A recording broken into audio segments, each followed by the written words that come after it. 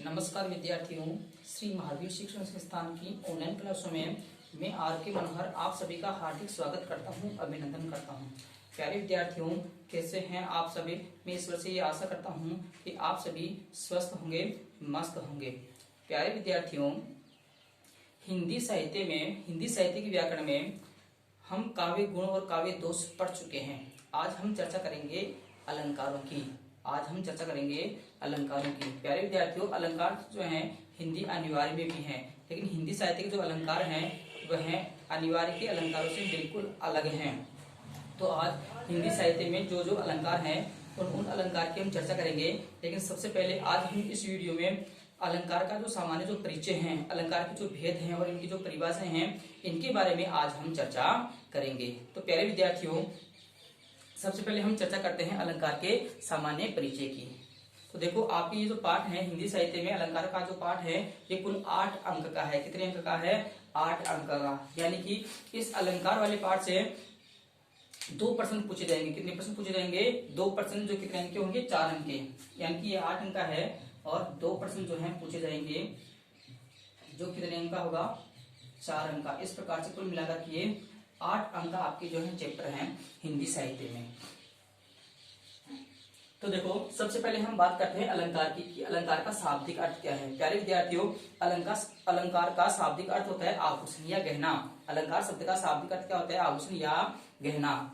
और वैसे अगर बात की जाए तो अलंकार शब्द जो है 2 शब्दों के मेल से बना है, अलम और कार। अलम शब्द का अर्थ होता है शोभा और कार शब्द का अर्थ होता है करने वाला या बढ़ाने वाला। तो इसका अर्थ हो गया अर्थात शोभा बढ़ाने वाला।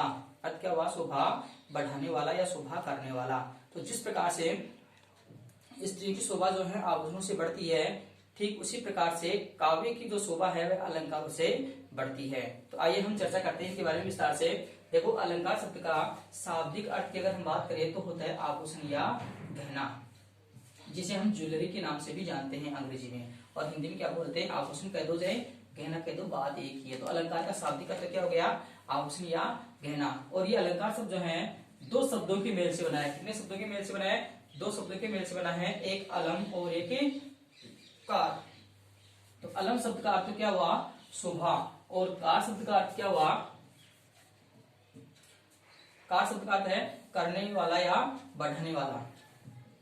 देखो, अलम शब्द का अर्थ होता है शोभा और कार शब्द का अर्थ क्या होता है? करने वाला या बढ़ाने वाला, अर्थात शोभा बढ़ाने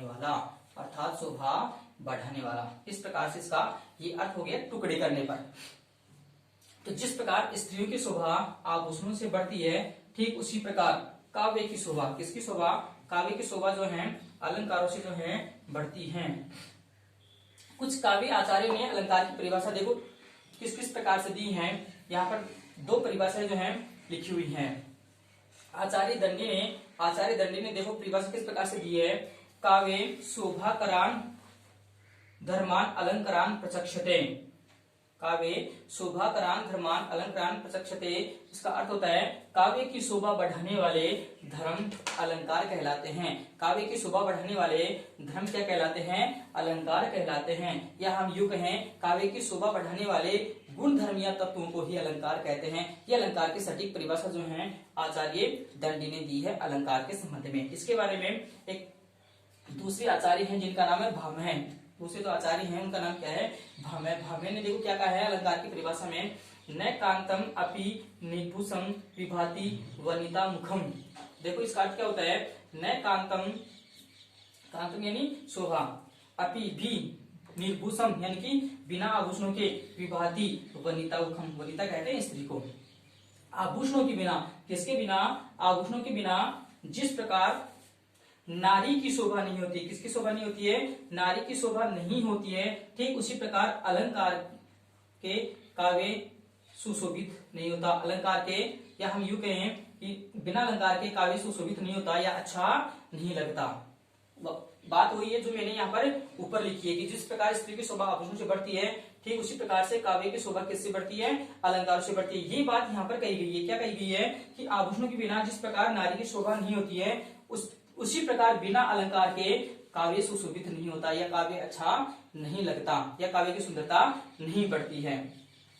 तो प्यारे विद्यार्थियों, अलंकार की सटीक परिभाषा की अगर हम बात करें तो सटीक परिभाषा इसकी हो जाएगी कि काव्य की शोभा बढ़ाने वाले गुण धर्म या तत्वों को हम क्या कहते हैं, अलंकार कहते हैं।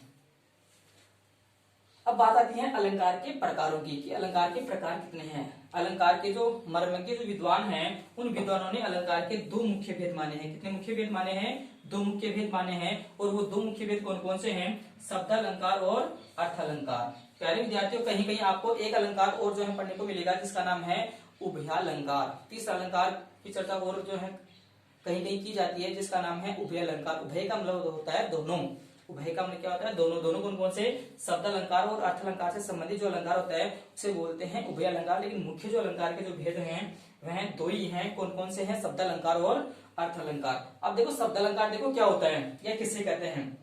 देखो प्यारे विद्यार्थियों, ये नाम से स्पष्ट हो रहा है, शब्दों का अलंकार। किससे संबंधित अलंकार, शब्दों से संबंधित अलंकार, अर्थात जहां पर जो है शब्दों से काव्य की शोभा बढ़ती है। किससे काव्य की शोभा बढ़ती है, शब्दों से। अगर हम इसका टुकड़ा करेंगे तो शब्द प्लस अलंकार, अर्थात शब्दों से संबंधित अलंकार या शब्दों से संबंधित जहां पर काव्य की शोभा होती है या शब्दों से जहां पर काव्य की शोभा बढ़ती है उसे हम शब्द अलंकार कहते हैं। और अर्थ अलंकार में अर्थ से काव्य की शोभा बढ़ती है। तो परिभाषा की अगर हम बात करें तो जहां चमत्कार कविता में प्रयुक्त शब्द पर आधारित होता है, किस पर आधारित होता है, शब्द पर। और शब्द पर आधारित होने के कारण ही हम इसे क्या कहते हैं, शब्द अलंकार कहते हैं, वहां शब्द अलंकार होता है। यदि प्रयुक्त शब्दों को हटाकर, यानी कि काव्य में जो प्रयुक्त शब्द काव्य में लिए जा रहे हैं अगर उनको हटाकर अगर उनका कोई पर्यायवाची रख देते हैं, उनके स्थान पर अगर वो पर्यायवाची लिख देते हैं तो चमत्कार समाप्त हो जाता है। जो चमत्कार जो प्रकट होगा सबसे वो समाप्त हो जाएगा। इस प्रकार शब्द विशेष पर आधारित होने के कारण, ये शब्द अलंकार कहलाते हैं। ये क्या कहलाते हैं, शब्द अलंकार कहलाते हैं। तो प्यारे विद्यार्थियों, ये बात जो है हमें उदाहरण के माध्यम से समझ रहे हैं। तो आइए हम देखते हैं एक उदाहरण जो है शब्द अलंकार का। तो देखो आगे हम पढ़ते हैं शब्द अलंकार का। तो आइए विद्यार्थियों, हम देखते हैं कि शब्द अलंकार और अर्थ अलंकार में क्या अंतर है, शब्द अलंकार कहाँ होगा और अर्थ अलंकार कहाँ होगा। तो देखो, हमने शब्द अलंकार की परिभाषा में हमने ये देखा था कि कविता में जहां कहीं भी अगर शब्दों का अगर हम पर्यायवाची अगर रख देंगे तो वहां पर जो है चमत्कार समाप्त हो जाएगा और वहां पर जो है शब्दों की जो है शोभा बढ़ाई जाएगी। या जहां पर शब्दों के माध्यम से काव्य की शोभा बढ़ती है वहां शब्द अलंकार होता है। तो देखो इस बात को हम एक उदाहरण के माध्यम से समझते हैं। तो यहाँ पर देखो एक उदाहरण दिया गया है कनक कनकते सो गुनी मादकता अधिकाय। कनक कनकते सो गुनी मादकता अधिकाय। प्यारे विद्यार्थियों, ये जो उदाहरण है यह है शब्द अलंकार का एक भेद है जिसका नाम है यमक अलंकार। ये एक यमक अलंकार का उदाहरण है। कौन से अलंकार का उदाहरण है, यमक अलंकार का उदाहरण है।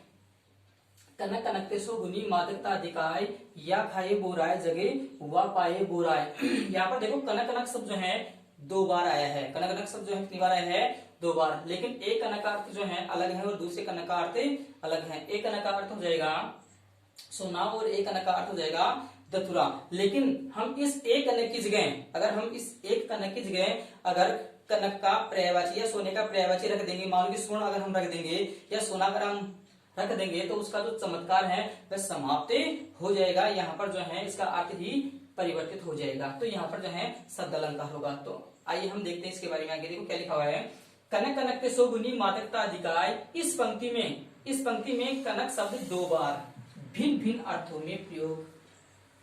अर्थों में प्रयोग करके चमत्कार उत्पन्न किया गया है। यदि यहाँ कनक का पर्यायवाची मान लो स्वर्ण शब्द रख दिया जाए, अगर मान लो कि एक कनक की जगह अगर स्वर्ण रख दिया जाए तो चमत्कार समाप्त हो जाएगा। ये स्वाभाविक सी बात है।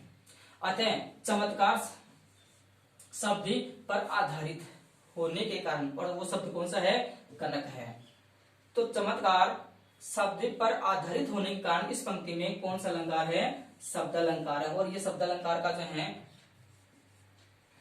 कौन से अलंकार का जो है उदाहरण है, यमक अलंकार का उदाहरण है, क्योंकि यमक अलंकार में एक शब्द दो बार आते हैं लेकिन दोनों के जो अर्थ हैं वह अलग अलग होते हैं। आगे हम बात करते हैं अर्थ अलंकार की। तो पहले विद्यार्थी ये भी देखो, नाम से स्पष्ट हो रहा है अर्थ प्लस अलंकार, अर्थात काव्य में जहां पर अर्थ से संबंधित अगर कोई चमत्कार उत्पन्न होता है वहां अर्थ अलंकार होता है। देखो शब्द अलंकार में तो हमने क्या पढ़ा था कि जो है सबसे काव्य की शोभा होती है और इसमें जो है काव्य की शोभा अर्थ से होगी, लेकिन इसमें अगर हम कोई पर्यायवाची रख देंगे तो जो है कोई प्रभाव नहीं पड़ेगा।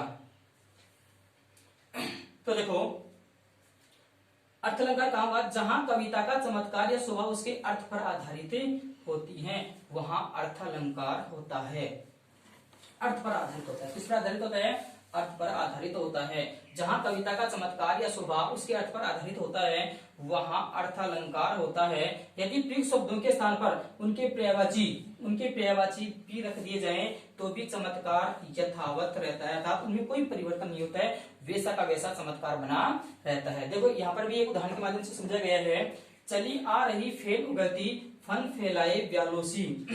चली आ रही फेन, प्यारे विद्यार्थियों फेन का अर्थ होता है, आपने कभी कभार देखा होगा कि जब बाढ़ आती है और जब उस समय बाढ़ का जो पानी होता है वो बड़े ही वेग से आता है, किसके समान आता है, वह सर्प के समान आता है। जिस प्रकार से सर्प जो है कितनी तेजी से आगे बढ़ता है, ठीक उसी प्रकार से बाढ़ का जो पानी है वह बहुत तेज गति से आगे बढ़ता है। और आपने देखा होगा बाढ़ के पानी के साथ सफेद जो झाग होते हैं उन झागों को बोलते हैं फेन।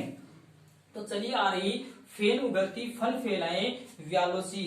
व्याल का अर्थ होता है सर्प, व्याल का अर्थ क्या होता है, सर्पसी, सर्पों के समान या सर्पिणी के समान या नागिन के समान।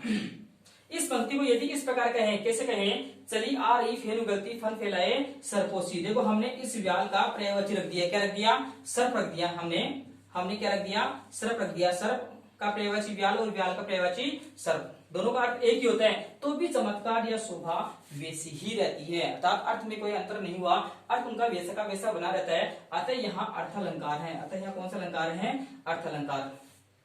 तो इस प्रकार से प्यारे विद्यार्थियों हम शब्द अलंकार और अर्थ अलंकार में अंतर भी स्पष्ट कर सकते हैं। शब्द अलंकार में काव्य की शोभा जो है शब्द पर आधारित होती है और इसमें पर्यायवाची शब्द अगर रख देंगे, उस प्रयुक्त स्थान पर अगर हम पर्यायवाची शब्द अगर रख देंगे तो उसका चमत्कार जो है समाप्त हो जाएगा। और अर्थ अलंकार में काव्य की जो शोभा है वह किससे होती है, अर्थ से होती है। किससे होती है, अर्थ से होती है। और अगर प्रयुक्त स्थान पर अगर हम पर्यायवाची शब्द रख देंगे तो उसका अर्थ जो है वो वैसा का वैसा बना रहता है, कोई अंतर नहीं होता है। तो इस प्रकार से हम शब्द अलंकार और अर्थ अलंकार में अंतर भी स्पष्ट कर सकते हैं। आगे देखो यहाँ पर उभय अलंकार के बारे में भी लिखा हुआ है। उभय अलंकार देखो क्या होता है, उभय का अर्थ होता है दोनों। उभय का अर्थ क्या होता है, दोनों। अगर हम टुकड़ा करेंगे तो उभय प्लस अलंकार, अर्थात तो दोनों अलंकार। दोनों कौन कौन से, शब्द अलंकार और अर्थ अलंकार, जो शब्द एवं अर्थ दोनों में चमत्कार पैदा करते हैं। जो शब्द एवं अर्थ दोनों में चमत्कार पैदा करके काव्य की शोभा बढ़ाते हैं। काव्य की शोभा किससे बढ़ाते हैं, शब्द से भी और अर्थ से भी। तो शब्द अलंकार भी होता है उसमें और अर्थ अलंकार भी होता है, वे उभय अलंकार कहलाते हैं। जैसे उभय अलंकार की अगर हम बात करें तो श्लेष अलंकार जो है उभय अलंकार का एक भेद है, क्योंकि इसके दो भेद होते हैं। दो भेद कौन कौन से होते हैं, शब्द श्लेष और अर्थ श्लेष। लेकिन हम जो है इसे केवल शब्द श्लेष में ही पढ़ते हैं, इसलिए शब्द अलंकार में अनुप्रास, यमक और श्लेष, विवक्षा इन्हीं अलंकारों को गिना गया है। और बाकी अर्थ अलंकार में अनुप्रास, यमक और श्लेष, विवक्षा के अलावा जो भी बच गए, इनके अलावा जो भी बच गए वो अर्थ अलंकार के अंतर्गत रखे गए हैं। तो प्यारे विद्यार्थियों ये थी अलंकार के बारे में सामान्य जानकारी। अब आगे की वीडियो में हम जो है कक्षा 12 में हिंदी साहित्य में जो जो अलंकार हैं उन अलंकारों के बारे में हम चर्चा करेंगे। पहला ही अलंकार है अन्योक्ति अलंकार, तो हम अन्योक्ति अलंकार के बारे में आगे की वीडियो में चर्चा करेंगे। प्यारे विद्यार्थियों आप वीडियो को लाइक कीजिए, चैनल को सब्सक्राइब कीजिए, कमेंट्स कीजिए और ये जो वीडियो है आप अपने मित्रों के साथ शेयर कीजिए। और प्यारे विद्यार्थियों आप वीडियो को सब्सक्राइब करके और उसके आगे बेल आइकन जो है यानी घंटी का जो निशान है आप उसे भी प्रेस कीजिए, जिससे हर वीडियो आपको समय पर मिल सके। धन्यवाद।